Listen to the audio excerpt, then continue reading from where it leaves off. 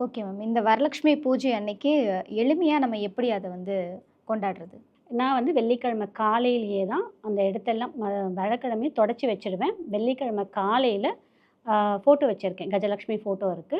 லக்ஷ்மி ஃபோட்டோவும் இருக்கு. 2 ஃபோட்டோவும் கிளீன் பண்ணி தொடச்சி முடிச்சுட்டு, என்னால என்ன முடியுமோ அந்த பூ, இந்த பூ, அந்த பூல எந்த பூவோ அத போட்டுட்டு, அ நெய்வேத்தியமா வந்து கல்கண்டு பாயாசம், இல்ல அப்படின்னா தேங்காய் பால், அப்புறம் ஆப்பம், இல்ல இட்லி ஆப்பம், இல்ல இடியாப்பம் ஆப்பம். நீங்க கேட்கலாம். லக்ஷ்மிக்கு ஸ்வீட் தானே செய்வாங்க. நீங்க என்ன வெறும் இடியாப்பம், இட்லி தாயாருக்கு அமிர்து அப்படின்னா, ஆவியில வேக வச்ச பொருள் மட்டும் தான். அவங்களுக்கு சர்க்கரை பொங்கல், இனிப்பு ஐட்டத்த விட, நீங்க ஆவியில வேக வச்ச இட்லி, இடியாப்பம், ஆப்பம், தேங்காய் பால், தேங்காவ திருகிட்டு ஏலக்காய், வெல்லம் போட்டு அத வச்சீங்கன்னா உங்களுக்கு ரொம்ப பிடிக்கும். இந்த மாரி நீங்க அமிர்தம் பண்ணி படைச்சுட்டு, கூட வந்து முடிஞ்சா தாமரைப்பூ. அப்படியும் இல்லன்னு வச்சுக்கோங்களேன், சிம்பிளா இது மட்டும் வச்சுட்டு, ஆனா நம்ம அங்க சொல்ல வேண்டிய ஒரு விஷயம் என்னன்னா, 108 அஷ்டோத்திரம்.